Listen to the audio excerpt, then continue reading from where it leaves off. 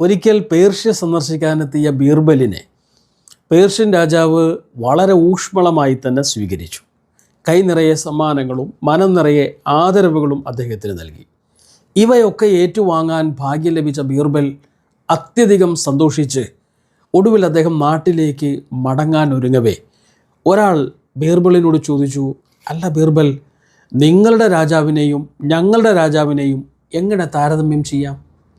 ബീർബൽ കുഴയ്ക്കുന്ന ഈ ചോദ്യത്തിന് മുന്നിൽ പതറാതെ അദ്ദേഹം മറുപടി പറഞ്ഞു, നിങ്ങളുടെ രാജാവ് പൂർണ്ണചന്ദ്രനും എൻ്റെ രാജാവ് അർദ്ധചന്ദ്രനുമാണ്. ഈ വാക്ക് പേർഷ്യക്കാരെ ഒന്നുകൂടി സന്തോഷിപ്പിച്ചു. അവർ വീണ്ടും അദ്ദേഹത്തെ സ്നേഹിക്കുകയും ബഹുമാനിക്കുകയും ആദരിക്കുകയും ചെയ്തു. പക്ഷേ ഈ വാർത്ത അദ്ദേഹത്തിൻ്റെ രാജാവ് അക്ബർ ചക്രവർത്തി അറിയുന്നുണ്ടായിരുന്നു. അദ്ദേഹം നാട്ടിൽ തിരിച്ചെത്തിയപ്പോൾ അക്ബർ ചക്രവർത്തി അദ്ദേഹത്തെ വിളിച്ചു വരുത്തിയിട്ട് ബീർബലിനോട് ചോദിച്ചു, അല്ല ബീർബൽ, നിങ്ങളൊരു രാജ്യദ്രോഹിയാണ്.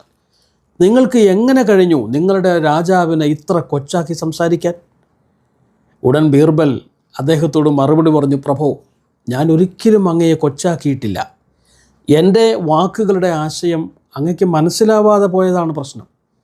ഞാൻ പറഞ്ഞത് പേർഷ്യൻ രാജാവ് പൂർണ്ണചന്ദ്രനും അങ്ങ് അർദ്ധചന്ദ്രനുമാണെന്ന് പറഞ്ഞാൽ ചന്ദ്രൻ പൂർണ്ണതയിലെത്തിക്കഴിഞ്ഞാൽ പിന്നെ വളർച്ചയില്ലല്ലോ പ്രഭോ.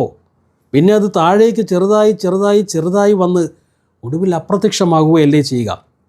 പക്ഷേ അങ്ങയെക്കുറിച്ച് ഞാൻ പറഞ്ഞത് അർദ്ധചന്ദ്രൻ എന്നാണ്. അർദ്ധചന്ദ്രൻ വളർച്ച നിലയ്ക്കുകയല്ല, അത് വീണ്ടും പടിപടിയായി വളർന്നുകൊണ്ടിരിക്കും, ഒടുവിൽ പൂർണ്ണത പ്രാപിക്കും. അതാണ് ഞാൻ ഉദ്ദേശിച്ചത്. നാൾക്ക് നാൾ അങ്ങയുടെ പേരും യശസ്സും പ്രീതിയും എല്ലാം വളർന്നുകൊണ്ടിരിക്കും ചന്ദ്രനെ പോലെ. പക്ഷേ പേർഷ്യൻ രാജാവ് താഴേക്ക് ഇടിഞ്ഞ് അപ്രത്യക്ഷമാകാൻ പോകുന്നു എന്നാണ് ഞാൻ പറഞ്ഞതിൻ്റെ പൊരുൾ. പ്രിയപ്പെട്ടവരെ, ഇത് ഒരു സംഭവ കഥയാകാം, അല്ലെങ്കിൽ കൽപ്പിത കഥയുമാകാം. കഥയിലേക്കല്ല വിഷയം, കഥാപാഠമാണ് ഇവിടെ ശ്രദ്ധേയമായത്. ബീർബലിൻ്റെ ഈ മറുപടി ഒട്ടേറെ ഹൃദയസ്പർശിയായ ആശയങ്ങളിലേക്ക് വെളിച്ചം വീശുന്നത് കാണാം. ഒന്ന്, ഒരു വസ്തു പൂർണ്ണതയിലെത്തിക്കഴിഞ്ഞാൽ പിന്നെ വളർച്ചയല്ല തളർച്ചയാണ് അതിനെ കാത്തിരിക്കുന്നത് എന്നതാണ് ഏറ്റവും പ്രധാനപ്പെട്ട വിഷയം.